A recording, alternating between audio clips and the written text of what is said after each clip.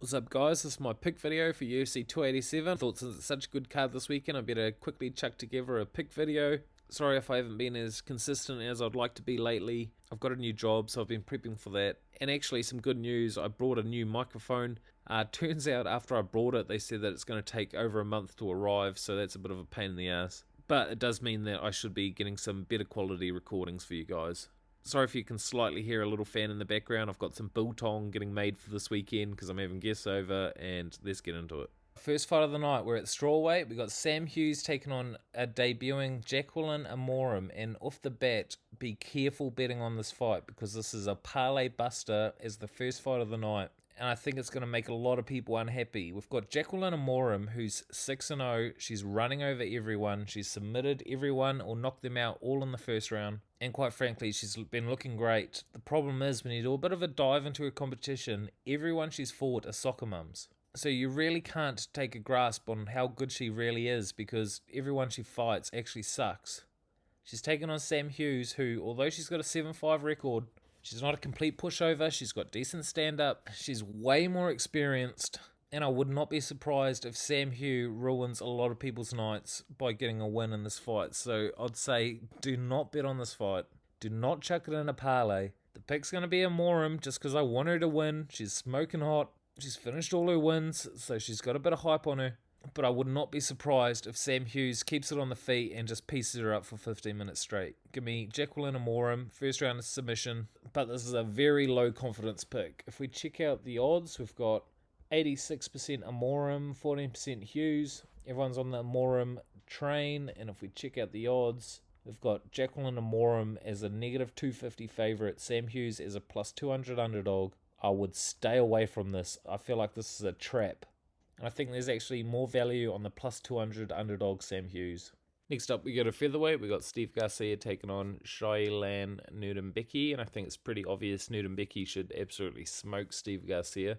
Garcia's had 4 fights in the UFC and he hasn't impressed me in any of them. His first fight he goes up against Pinheiro and gets out-grappled for 15 minutes. And then he goes up against this Charlie Ontiveros dude who isn't particularly good at stand-up, and he drops Steve Garcia 3 times in the first round. Garcia does show that he's got a bit of heart and he manages to rally back in the second and get a finish, but he still showed that he's a bit chinny in that fight. And then this carried on to the next fight when he versed Meerschaert. He got dropped twice and flatline KO'd within a minute of the first round. And now he's bounced back a few months ago against Chase Hooper, knocked out Chase Hooper in the first round, but I don't hold much weight to that win at all. Chase Hooper sucks and he's got Roxanne Modafferi levels of stand-up. He is 30, turning 31, so he's in his prime. If he gets top position, he's got some nasty ground and pound, he'll slice you open with some elbows. But I just don't trust this guy's stand-up or his grappling after seeing Pinheiro hang off his back for 15 minutes. And someone that likes to hang off people's back is Nuerdanbieke. He's got good stand-up, he's got powerful shots, he's a well-rounded fighter, he does his own grappling, he likes to take people's backs himself. He's really good at scrambling on the ground, and I just see him beating Garcia in every facet of the game. This guy's 29, this is his 50th fight, which is quite nuts. And then when you look into his record, you might think, oh, this guy's lost 10 times. But if you go back, in 2016, he was fighting 11 times that year, and then in 2017, he fought 19 times.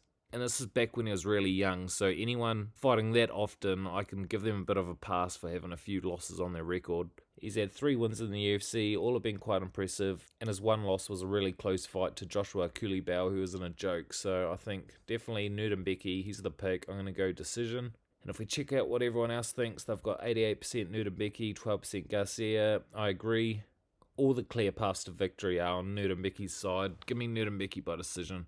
If we check out the odds, we've got Nuerdanbieke negative 225, Garcia plus 180. I really wouldn't trust betting on Garcia in this fight. I could see Nuerdanbieke going to a negative 300 by the time the fight starts.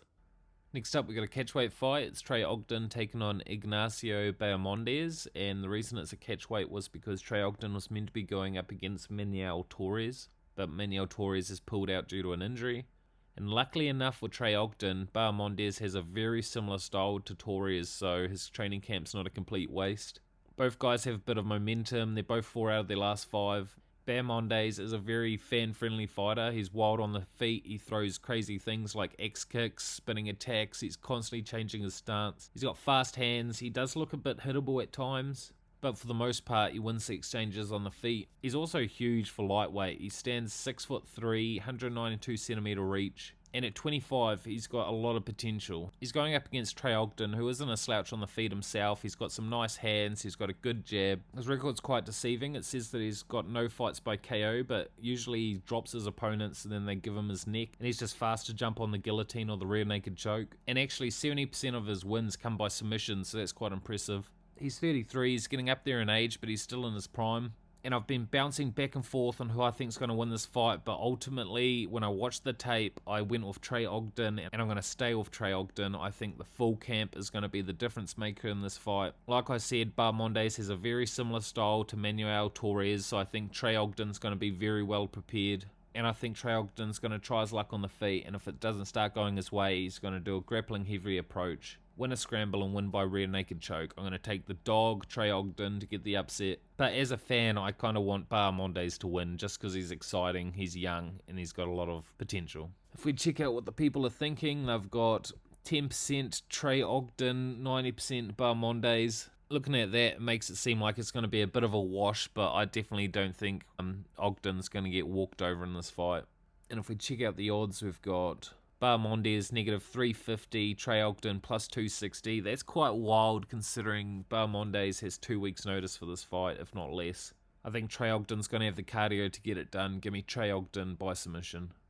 Next up, we go to strawweight. We've got Cynthia Calvillo going back to the strawweight division, taking on Lupita Godinez. And hopefully this is the last time we see Calvillo. She's won out of her last 5. She's on a 4-fight losing streak. And man, what a fall from grace. The UFC was really behind her at one point, trying to push her with all these big matchups, and she's just completely dropped the bag. She's now 36, trying to reinvent herself at 115. But I think it's just a bit too late for her. She's too old. She's going up against a young, hungry Lupita Godinez who is very powerful on the feet, is constantly in your face, constantly pressuring you, has strong takedowns, a good ground game, and I think she's just going to be way too well-rounded for Calvillo. Calvillo is actually going to have a bit of a size advantage here, so that's something going towards her, but I've never really been impressed with Calvillo in any of her UFC fights. She's not a particularly good grappler. She's not a particularly good striker. She talks a big game but doesn't deliver. And I think this fight's going to be a bit of a wash. I'm going to take Lupita Godinez to win on the cards. But she's a big favourite, and I've been burnt from women's MMA this year, so I'd say she should definitely get it done, but just be a bit careful with your money here. If we check out what the people are thinking, they've got 12% Calvillo, 88% Godinez, so everyone's on the same page. And if we look at the odds, we've got Cynthia Calvillo, plus 240, underdog, Lupita Godinez, negative 300 favourite. I don't really like the negative 300 on Lupita Godinez, and I can't even say that Lupita Godinez winning by decision is a good bet, considering Cynthia Calvillo quit on the stool against Andrea Lee. In a fight she was losing, but she wasn't completely out of the fight, so it makes you think she's also a bit of a quitter, and I could see her quit in this fight as well. Give me Lupita Godinez, and it's over for Cynthia Calvillo. Right, and an absolute tragedy for Chase Sherman. We've got the heavyweight boys swinging leather. We've got Karl Williams taking on Chase Sherman.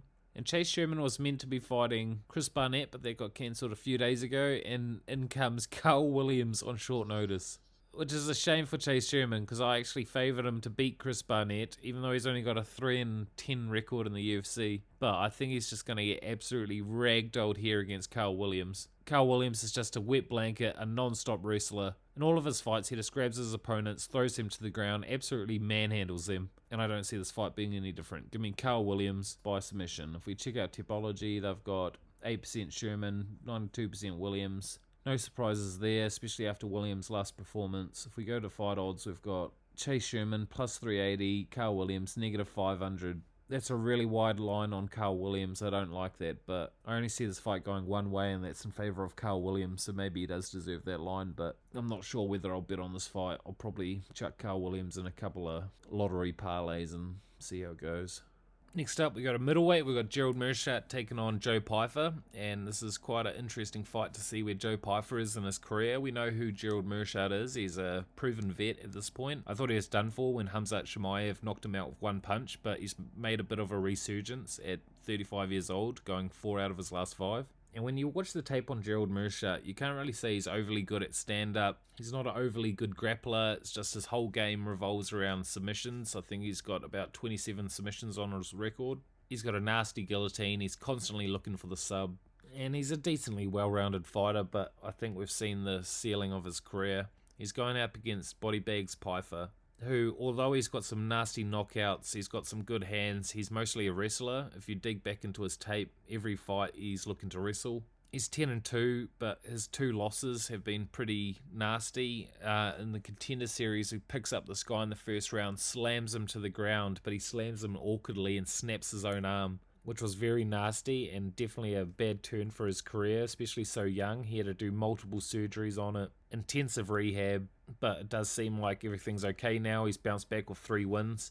If you dig back into his first loss, that's also a bit telling. He dominates this guy in the first round with his grappling, but then he just gassed out hard in the second round. The other guy came back on strong while Pyfer turned really sloppy, and then the other guy ended up choking Pyfer out. So you can kind of see that happening here, especially if Gerald Meerschaert gets into the third round. You could see him subbing Joe Pyfer, but from watching the tape on Meerschaert, he's got terrible takedown defense. I've seen him get controlled on the ground, dominated on the ground multiple times, and I don't think it's going to go that far. I'm going to go Joseph Pyfer within the first 2 rounds. But if it does make it to the third round, I could see GM3 pulling off a submission. So that could be a cheeky prop bet to look for if it's paying any decent money. If we see what the people are thinking, they've got Pyfer 56, Meerschaert 44. People are actually giving a lot of respect to Meerschaert.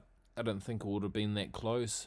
If we check out the odds, we've got Meerschaert plus 160 dog, Joe Pyfer negative 200. I agree with that. I'm going to go Joe Pyfer KO in the first or second round, and if it makes it to the third, I'm going to say Gerald Meerschaert subs him. Next up, we're back at strawweight. We've got Waterson-Gomez taking on Luana Pinheiro. And I'm very confident that Pinheiro is going to get this job done. I think Waterson is completely washed. In like her last 5 fights, you watch them and you just think, oh mate, she's just not the same. She's completely undersized for the division. And she throws the same stuff that she's been throwing for the last 10 years. She's 37 now. She's dropped 4 of her last 5. And I just think Luana Pinheiro is actually a beast. She's really impressed me with her stand-up, her submission skills, her ground game. She's in her prime. She's 29. She's on a roll. And I just think she's going to beat Waterson everywhere. Give me Pinheiro by decision. If we check out what everyone's thinking, they've got 26% Waterson, 74% Pinheiro. Surprised me that 26% are even on Waterson, to be honest with you. If we check the odds, we've got Luana Pinheiro, negative 165, Michelle Waterson, plus 140. I think that's good money on Pinheiro. Waterson's washed. And I wouldn't be surprised if Pinheiro goes up to negative 250, negative 300 by the fight. Give me Pinheiro by decision.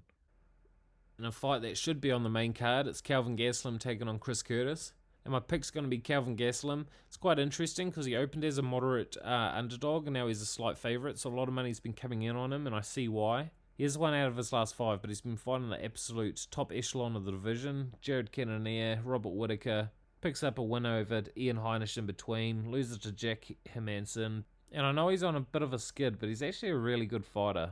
He's got fast hands, he's got an incredible chin, and one of the main reasons why I'm taking him for this fight is because of his chin. Out of all of his losses, he's never been finished. The guy's 31, so I don't think it's so easy to write him off yet. And even though he's a bit of a welterweight fighting at middleweight, I'm still going to side with him here. He's taken on Chris Curtis, who's had some success himself in the UFC. He got a knockout over Jokan Buckley recently, knocked out Brendan Allen, knocked out Phil Hawes. But the problem with Chris Curtis is that even though his name's the Action Man, every one of his fights he's got extremely low output, and he can easily fall behind on the cards. He's got knockout power, and what usually happens is he's losing the fight, comes back, knocks the guy out. Which I just find a bit unlikely here with Kelvin's good chin. I think Kelvin's just going to start scoring more, running away with it, and I don't see Chris Curtis knocking Kelvin Gastelum out. I'm going to take Kelvin Gastelum by decision, and what should be an entertaining fight. If we check Tapology, they've got 28% Gastelum, 72% Curtis. That's quite surprising, especially when Gastelum's the favourite.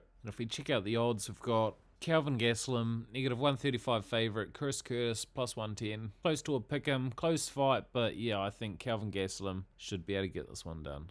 Next up, we go to Bantamweight. We got Raul Rosas Jr. taking on Christian Rodriguez, and I'd like to say to you that this is going to be a competitive fight, but I think it's tailor-made for Raul Rosas Jr. to absolutely steamroll Christian Rodriguez. Rodriguez has got good hands, he's got nasty submissions, But you just can't unsee this one loss in the UFC against Jonathan Pearce. Jonathan Pearce took his back for 15 minutes straight and he just could not do anything about it. And then it makes you think, well, what does Raul Rosas Jr. do when he fights? He takes people's backs and he rides them out. So I think this has been carefully handpicked by the UFC for Raul Rosas Jr. to get another win. It's a shame because C-Rod is pretty good, but they're literally giving him his biggest weakness. And I'm expecting Raul Rosas Jr. to choke him out in the first or second round. Give me Raul Rosas Jr. by the submission. If we check what the people think, they've got 12% Rodriguez, 88% Rosas Jr. They're all saying submission, so they're on the same track. And if we check what the odds are saying, they've got Raul Rosas Jr. negative 275, Christian Rodriguez plus 210. I actually thought Raul Rosas Jr. would have been a bigger favourite, considering the stylistic matchup. Give me Raul Rosas Jr. by submission, and I think that should be a very safe bet. Up we got Big Mouth Kevin Holland taking on Santiago Ponzinibbio, and the pick here is definitely Kevin Holland. I've thought Santiago Ponzinibbio has been washed for a few years now, and it's not getting any better for him, nearly 37. He was on a 2-fight losing streak going up against Alex Morono, and he was getting his ass kicked for 90% of that fight until he comes out with a comeback from behind KO. But when you just watch him on the feet, he just looks really flat and old, and he's not the Santiago Ponzinibbio that burst onto the scene a few years ago. He's taking on Kevin Holland, who, being 30, should be in his prime. He's coming off a loss to Hamzat and Wonderboy Thompson, which are both pretty hard fights. The Wonderboy Thompson, I mean, that was a fun fight to watch, but it was kind of ridiculous that they just stood on the feet the whole fight. And he's had glimpses in the UFC where he has looked good. I mean, against Alex Oliveira, Tim Means, that Jacare Souza fight years ago.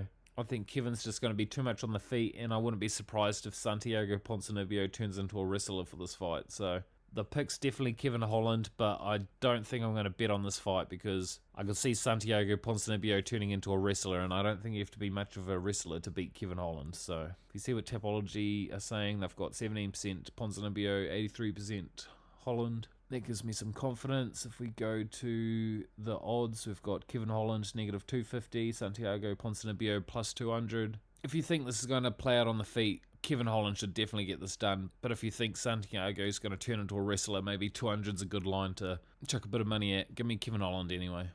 Next up, we got a bantamweight showcase between Rob Font and Adrian Yanez, and this should be a very fan-friendly fight. They're both essentially the same fighters. They're boxers who walk their opponents down, and it makes you think, well, only one guy is going to be able to walk the other one down in this fight, so who's it going to be? And I think it's definitely going to be Yanez, because I haven't seen Yanez take one step backwards in his UFC career. He's a dog who just walks through fire. He takes one to give one, and I think he's going to bully Rob Font around the cage. So it made me think, how good is Rob Font moving backwards? And then when I watched the tape, he really doesn't throw anything on his back foot. All his combinations come from him moving forward. And when I don't see him moving forward in this fight very often, I don't think he's going to get much success. He's gone for takedowns in his last couple of fights, so I wouldn't be surprised if he starts to crumble and starts shooting. But I think Adrian Yanez should be able to defend the takedowns and keep it on the feet. Rob Font's on a 2-fight losing streak. He's 36 years old compared to Yanez on a 9-fight win streak. All the momentum in the world. He's 29. He's young, hungry. And I think Yanez is just way more likely to win. There was a certain fight that made me cringe a bit when I was watching it. It was Randy Costa, and Randy Costa just jabbed Adrian Yanez for 5 rounds straight. Was getting a lot of success, but then he gassed out in the second round, and Adrian Yanez just broke him. And it makes you think, well, Rob Font has a good gas tank. He'll probably be able to jab Yanez for 15 minutes straight, but I do think he's going to get clipped at one point. Adrian Yanez has slightly faster hands. He's got the more powerful shots, and I think he's going to knock Rob Font out in the third round. If we check what Tapology thinks, they've got 71% Yanez, 29% Font. I thought it would be a bit more even than that. And if we check out the odds, we've got Adrian Yanez negative 185, Rob Font plus 150. Don't get me wrong, it's a close fight. Rob Font could win, but I think all the advantages of with Yanez. Give me Yanez, third round KO. Next we go to the people's main event. We got Gilbert Burns taking on Jorge Masvidal. And call me crazy, but I'm actually going to take Jorge Masvidal for this fight. Everyone keeps acting like he's an old man compared to Gilbert, but you have a look and he's 38 compared to 37. Gilbert definitely has the harder hitting hands. He's got the better grappling. But I don't know what it is. I just feel like Jorge's going to catch him in Miami with a beautiful performance in front of his hometown, set up a fight with Leon, and I just can't wait to see it. I mean, to be honest, you know, Gilbert Burns should win this fight. But as a heavy favourite, I mean, it's just, I don't think it's worth the bet. All the value is on Jorge Masvidal, who everyone talks about how hard it is to take him down. He's got a reach advantage. He's crafty on the feet. He's a vet. And I don't know what it is, but I'm just taking Jorge. I think he's going to get it done. I also hope he gets it done because he's going to boost all my parlays if he does. And we should be in for a good night. If we see what Tapology thinks, they've got 12% Masvidal, 88% Burns. Everyone's thinking it's a bit of a wash, but I think Jorge might be able to survive for 3 rounds. Give a good 2 rounds, win a 29-28 decision. I'm going to choose Jorge Masvidal by decision. If we check out the odds, we've got Gilbert negative 450, Jorge plus 360. Like I said, I think all the values on George Masvidal. Negative 500 is like a Shavkat Rakhmonov line on Gilbert Burns. I just really don't like it. Give me Jorge Masvidal 29-28 decision. Next we go to the main event. We got Alex Pyheiro taking on Israel Adesanya 2 or 4, however you want to look at it. If you're watching this channel, you should be a hardcore, so you should know the backstory between these guys. They've fought 3 times. Alex Pyheiro's won all 3. Izzy's been knocked out twice in his whole career, kickboxing and MMA, and Alex Pyheiro's the guy that's knocked him out both times. And it's just an unbelievable storyline between these two. I've got to say, I'm a Kiwi. I'm a huge fan of Israel Adesanya. He's like the perfect fighter that you want to cheer for that's from your country because they rep your country hard and they win. I've picked Izzy in every one of his fights so far and just can't believe I'm saying this, but I'm actually going to take Alex Pyheiro. I'd love to say Izzy's going to mix in his wrestling, take Alex down, grind out a decision, but you know that's not Izzy. Both these guys are kickboxers. They're going to stand there. They're going to kickbox with each other. And all 3 times Alex Pyheiro's won, so as Charles Sutton says, the definition of insanity is doing the same thing over and over and over and expecting a different result. So you've got to go with Alex Pyheiro here, especially when he's an underdog.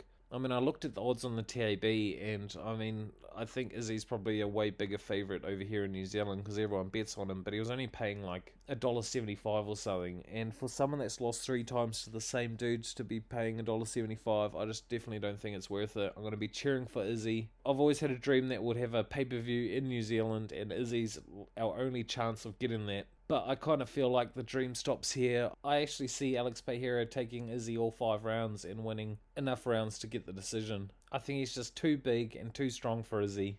I think he's going to have some big moments in this fight, drop Izzy a couple of times, win the rounds because he would have the bigger moments, and get a 48-47 on the cards. And the thing with Izzy is he's already lapped the whole division, so all I see is him riding into the sunset with his bags of cash he's made, retiring and just enjoying himself.